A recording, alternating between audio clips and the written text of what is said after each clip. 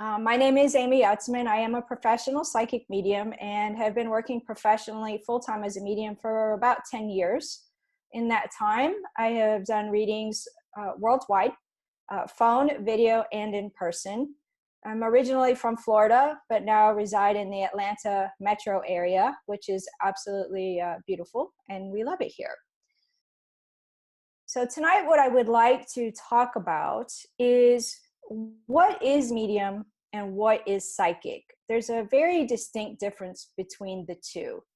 And the reason I bring this up as the first topic in this series is because I want to help people understand the difference between the two, how to choose the right reading for you, how it works as the medium and the psychic, and how you can assist in the process so you get the right reading as it is intended for you. So that is the idea behind this. My hope through all of these webinars is to lift the veil a little bit behind, what seems to be the mystery of mediums and psychics. I really like to open the door and let people in to see what the process is about. I also like to assist in giving tools so people can learn to connect with their own loved ones, because we all have that ability, is to learn how to connect with our own loved ones. And in the next webinar, we'll talk about that at great length.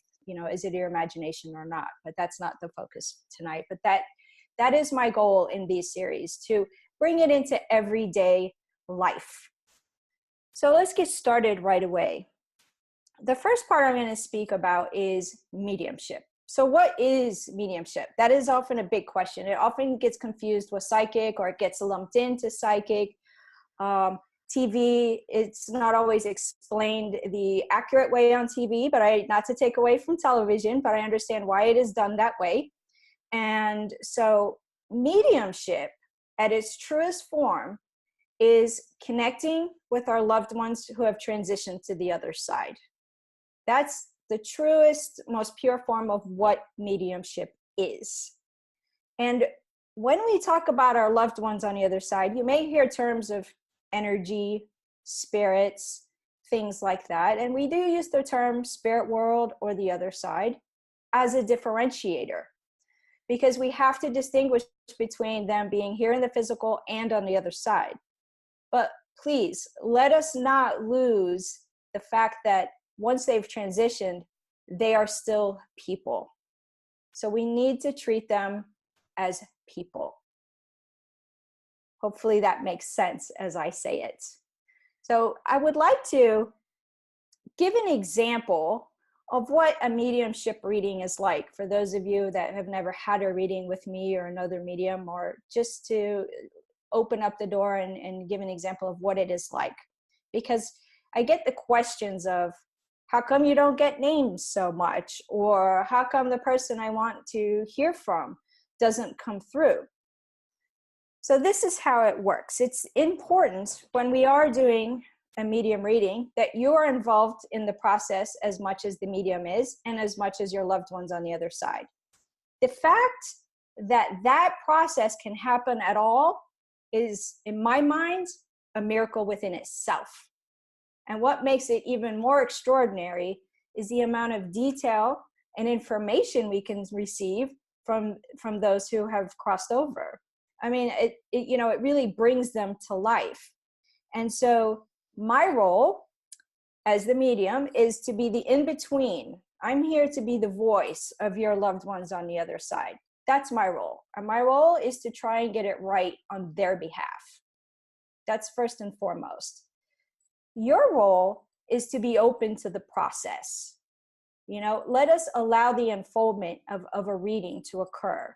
And the reason I say it this way is because we may have many people wanting to connect with us. And that is a beautiful thing. Maybe we don't expect one of our grandparents to come through, and they do, but we really want to hear from our spouse. Well, if you invite everyone to the party, if you invite, husband and family to a party, and everybody shows up, and you say, no, I just want the husband to come in, and you close the door, and you don't allow the others into the party, that doesn't feel too good, does it? And so this is the reason that sometimes we have loved ones we don't expect to hear from, but we do need to allow the process because they know what we need. They are setting it up on the other side in ways that perhaps we don't understand. I often will say that we have one that opens the door for us, to get the session started. And they may literally be there to open the doors and check out the situation to make sure that I, Amy, I'm a trustworthy medium for them on the other side, or that you, the participant, is ready to hear the process, to be ready. And so you have some people on the other side that will just open the door for the others. And that really, they will identify themselves and then they will step aside and allow another individual to come through. So that is the ideal way, is to not force the issue, not force, I only want to hear from so-and-so, because we end up inadvertently blocking the process and we don't mean to. So I hope that makes sense to you, because that part is really important to have to set up for a good medium reading. And your part ahead of time too is invite the loved ones you wish to connect with, to your session. Let them know. They will already know, but you can reinforce the fact, I will be there for a reading on this day and time, and I would love it if you would come. And the reason I say it that way is because they too are having a life on the other side, believe it or not. So, and great for them, so let us allow the process to unfold. Thank you. All right, great. So what I would like to do in this moment is give you kind of a demonstration of what I experience as I am connecting to the other side, and then show you how, put it together so how you get the feeling of how it would be delivered to you. And I'm going to use real examples here because I've done a lot of readings. I have a lot to pull from. So let's just say that we're either on the phone or video and we have connected and now we are ready to get started with the reading. What happens for me is all of a sudden I get a sense of some people here. And for me, it will be a little bit of kind of a wavy look to it. There will be a feel to it, and I can feel the presence coming in. And at the same time, I start to hear, a male's voice or a female's voice. And then I start to also feel in my body a passing of this, of that. And very quickly, because they get so excited to connect with us, that's the best part, very quickly, I start to get a lot of information all at once. And you, the sitter, you're waiting for me to say something. And what I'm doing on my side is, I'm so excited you all are here. Can one person speak at one time, please? And so I ask them, I may share with you, I have a female on the mother side of the family here. I have a male on the other, on the father side of the family. I may share that bit. And then I do ask one person to please speak individually. And so in that moment, as I now connect with one person, what will happen is I may get father, I may feel pressure in the chest. I may feel, boom, a quickness, swift. I also may sense a sense of humor, and so all of this comes through all at once. And what you get from me is I have a male coming through. He feels like a father. I have a tightness in my chest. I can tell that he has a great sense of humor. And he's telling me that he passed rather quickly. Does this make sense to you? And then we build from there. And so this is exactly how a reading starts. And, if your father is coming through for you, let's talk about that for a moment. Because when people ask me, why don't they just come up and introduce themselves? Well, there's a lot of layers to this. We're connecting to another dimension. That's first and foremost. And within each dimension, we communicate differently. Here in the physical world, we're communicating through voice, we're communicating through absolute visual, and we have a tangible sense of what that communication, it's a little more heavy. When we're connecting on the other side, they don't have a physical body anymore. And so now we're connecting telepathically. And also, let's think about, you communicate one way, I communicate one way, and they will communicate in their own way. And so we have to put all of that together. And so within every reading, sure, there will be some no's, but a great reading is going to have a good 85 to 90% or higher accuracy rate. So you have, without a doubt that your loved one is here. And so, when you think about your father calling you here, your father doesn't call you on the phone and say, "Hello, daughter, I'm your father, Jim. I have 2 children and I have a stomach issue these days, so I'm not quite feeling so well." No, your dad is going to call and say, "Hey, it's dad." Well, that's exactly what we might get from the other side. And so for me, at least, I don't always hold on to names. I rather hold on to personality, what they were like. I love when they show me pictures, like literally their photographs or photographs of them or their household, their hobbies, bringing them back to life. Really the essence of who they are, because that doesn't change. And that, to me, is the true goal of mediumship, is to bridge that for you, so without a doubt, not only are they continuing on, that they are living, but the bridge between you two, the line between you has not been broken. We've just shifted. Okay, so somebody asked me about sitting in the power. Can I expand on that? Well, when you're getting ready for a reading, as a medium, my only role, my life does not exist in a medium reading. And so what I am allowing myself, this is going to sound funny, but I'm really allowing myself to be the tool for those on the other side to connect with you. And so what that means is I, Amy, stay outside the door, and what you get is the medium. And this allows those on the other side. So we've created kind of a space to connect with. And this allows those from the other side to use my seeing, use my hearing, use my feeling as a way to get through. And so some people refer to that somewhat of as sitting in the power, but I'm going to say sitting in the power is a little bit different than a medium reading. Truly sitting in the power is connecting to,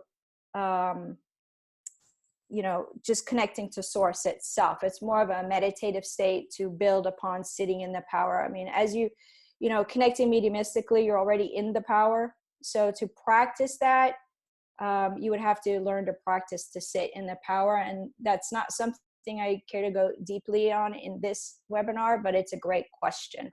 Okay. I'm asked, can I actually see what they look like?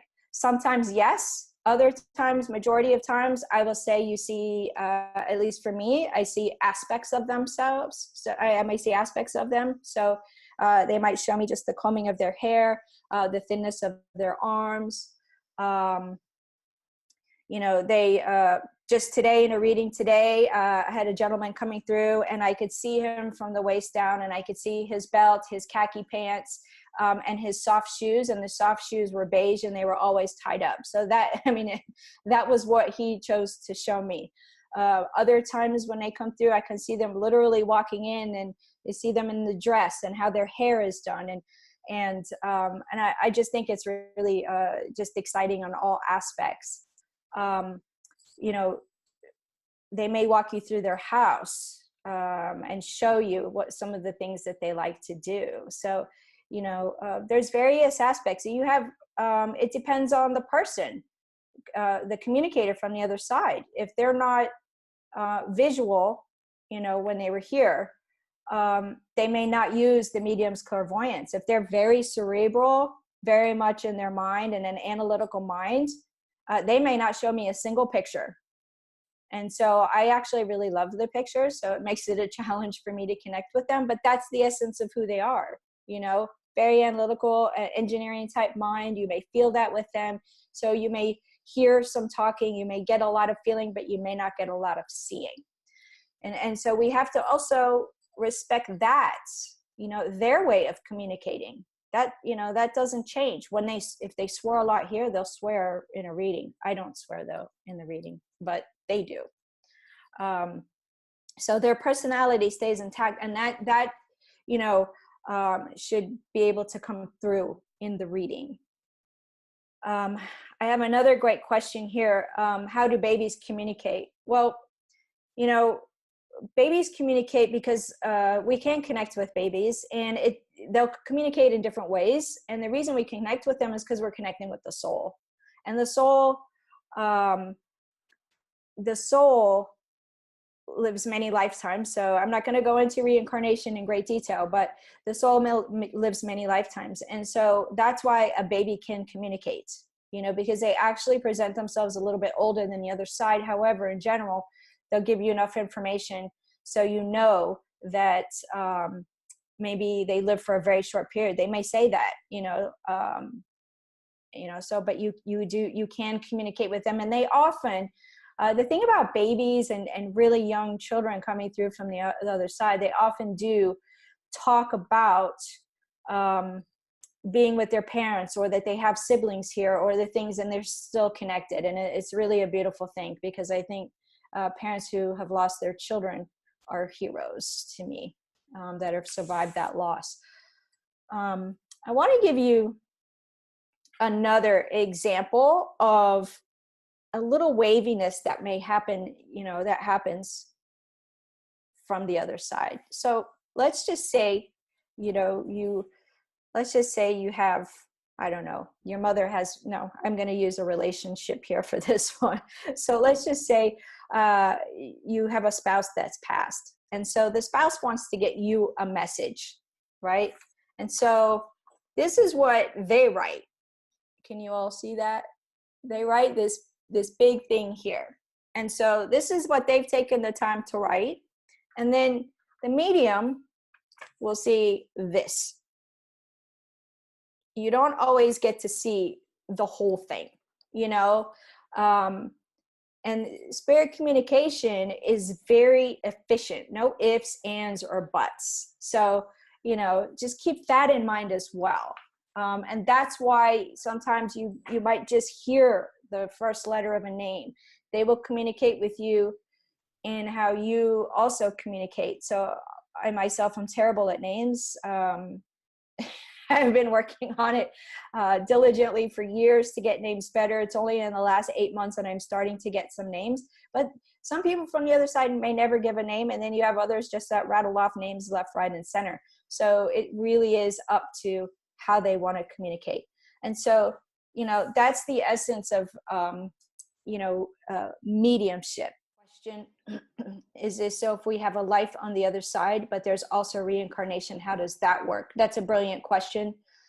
And how can we connect or communicate with a soul being if they have reincarnated? Okay, so that's a great question, and it's a deep question. So first off, my feeling, and everything I express here is through my experiences and my feelings on things and what I've come to know through my work as a medium. In the majority of cases, we reincarnate as a group. And that group can be very large and will contain many generations of our lifetime. And so it's one of these things that, when you meet somebody out and you've just had a little crossing with them and it just was powerful and you never forgot it, but you never see them again. I always say that you've just met somebody in your soul group. So the group will be quite large. And it can be, people can be on the other side for generations before they decide to reincarnate. It's up to them, again, to decide when to do that. Now, if you think of the soul as a hard drive and each lifetime as a file, that original... So let's just say it was Gabriella that asked this question. So let's just say Thomas lived in this lifetime with you, Gabriella, and so that file will still be on the other side. That essence of him, because the soul is very powerful and can do many things. So the essence of Tom will still be there. And then let's just say that soul has decided to reincarnate and come in as Jennifer in this lifetime. So now you'll have a very, most likely a young soul, right? Because for age purposes. So you can connect with Jennifer here, but you can still connect to that energy that is Tom there. However, there will be a difference in the connection. You won't have as visceral of a connection. It'll be a little more distant. It will feel like there's different levels, but it's not levels in the sense of judgment and graduation and such. There's different areas on the other side. And once they shift to that different level, you can still connect with them. It just doesn't feel as strong, but you can still get information, and the soul is providing that to you. So let's talk about psychic a little bit, and then I will talk about, the best way for you to decide on the right reader for you. Okay. So psychic, when you're reading psychically, to me, psychic is about getting spiritual guidance on life issues. And so where does that guidance come from? Well, that guidance comes from generally my guides, your guides. I can also pick it up in your auric field or your energy body around you. So, and that's a medical intuitive reading also is a psychic reading, just to help you understand that there. And so, a lot of times people want to ask their loved ones on the other side a psychic question. But I will say this. If your father was not good with finances here, I don't recommend asking your father on the other side for financial advice, because that won't necessarily change. He'll probably be willing to offer it, but you may want to think about the source. And so certain questions are better asked psychically. Now, keep in mind that when we're speaking about psychic, we're talking about past, present, future. And the thing about the future component with psychic is there's so many avenues. So I really prefer, at least for me, to get the best use out of a psychic reading is to look at where we blocked, why is there a pattern in my life, and how can we go about breaking it? How can we gain more empowerment for ourselves? That's what can I look and see, is there a relationship on the horizon? Sure. And that will come up. But also, I also like to give you the tools to help you find the ideal match for you. So we can break some of these repeating patterns that we all find ourselves in. Okay, does astrology play a role in a psychic reading? I'm not an astrologist, so I actually consider that to be a very different reading altogether. Now, some people who do astrology, some people who do read tarot, obviously use their intuition, and I think that makes for a stronger read using any of those tools. I don't feel there's necessarily a right way or wrong way. I can only speak to how I work. But yeah, definitely some astrologists, use psychic in there as well. And so do tarot or oracle card readers. Absolutely. As you see, I spent a lot less time on the psychic. I feel it's more, foundational, but I feel that there's strong value in a good psychic reading. So how can you get the best out of both readings? So for a medium reading, you want to show up relaxed. You want to be, if you're doing video, if you want to doing phone, or you're coming to the office, you want to be as relaxed as possible with as few distractions, like not driving in the car, okay? Or being at work. You want to make sure that, because this is a time for you, whether it's medium or psychic, this is your time. And so we want you to get the best out of it for you. So, so you can be, your energy matters. It matters for the medium and it matters for the psychic. You're a part of this. And so the way you show up is the way you allow for the reading to unfold as well. So that's what you can do. Which reading is best for you? Well, I think the number one reading I do, the most common reading, is medium and psychic. Medium is about connecting with your loved ones. If that's what you feel the need, that you need that comfort, you want to connect with them, you perhaps may want some answers from them, that would be a medium reading. If you're looking for guidance around life issues, it can be around your spiritual growth, it can be around your health, it can be around finances, it could be around various relationships, work, things like that. Then that is a psychic reading.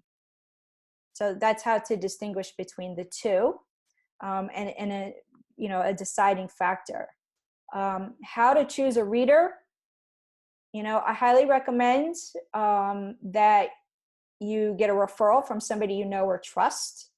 That's one avenue.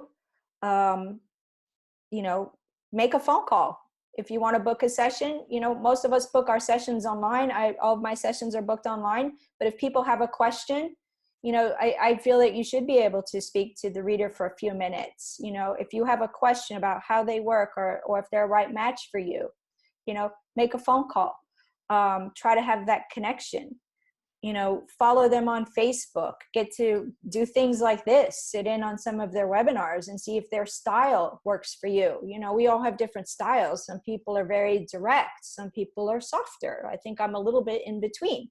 So, if a medium or a psychic is asking you for information in advance, that's a red flag. And that includes both.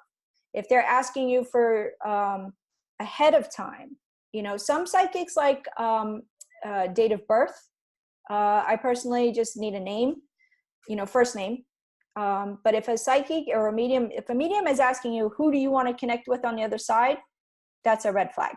Okay. Because they should be bringing that forth through for you. If a psychic wants all of your information, and doesn't really provide anything, then sometimes we may want to look at, is that actually spiritual counseling, or is it a psychic reading? A psychic should be giving you insights that resonate with you.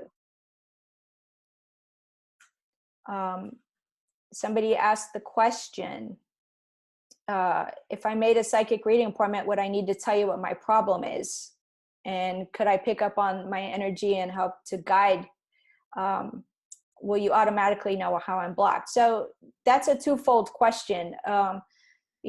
Sometimes you could see the place that the person is blocked. The way I like to approach a psychic reading, frankly, is I like to tune in, provide as much information and say, these are the things that I see that, these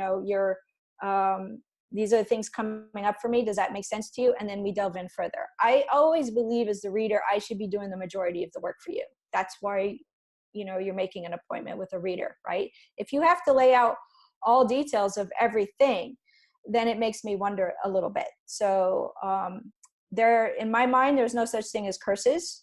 A reader should not ask you to pay more than was already agreed upon. Okay, that's also a very big red flag. Is there negative stuff out there? Sure, but a true, authentic medium or psychic should not be asking you to take curse off of money. They should not be saying that your family is cursed and you're under a black cloud. They should not be negative. They should be empowering and supportive, and the fee should be the fee. That is very clear. And I've run into people who have been taken advantage of, and I wouldn't want that to happen to anybody that I know or on this call. So that's why I share that. Okay, so this one question here is, why do other spirits that didn't ask for come through before the one you want? Okay, so that's a great question, and it's about it's about unfolding, and it's sometimes they want to connect with you, frankly, or they want to be heard, or they want to use you as a medium to let other people know that they are doing well. This is sometimes why they do that, and so I have to say, as a medium, when somebody comes through and a person has said, no, I don't want to hear from that person, send them away. For me, it feels painful because it feels like I would actually be closing the door, like shutting the door in someone's face when they've come. It takes, energy to do this, not only for me, but for them. And so in that place, and usually they won't take over the entire session, to be clear, they really won't. So, the one that you in general, 95% of the times, the one person that you want to connect with will come through. There are the occasion that they may not come through that day. And trust me, it's as heartbreaking for me as it is for you. But also, we have to keep in mind that they are doing things as well, or maybe it's a timing, maybe it's just not a readiness for them. There could be a ton of reasons why they don't come through, but I never want the sitter to carry that responsibility as though they did something wrong. It also could be that I'm not the right medium for that person on the other side. And so, there's many variables about why others come through first. So, and let's not turn them away. They're connected to us. Have spirits ever told me where they are? Well, they'll tell me more about what they're doing.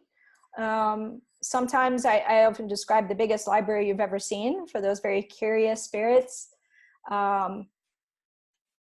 So yes, they do talk about doing things on the other side. I've had a couple. I had not too long ago, a mother who was on the other side. She talked about taking care of the babies who had not come. So these were babies that were, miscarried or abortions that just did not come. And she talked about sitting with them and teaching them and helping them get prepared for when they do come through in their lifetime. So that was really sweet.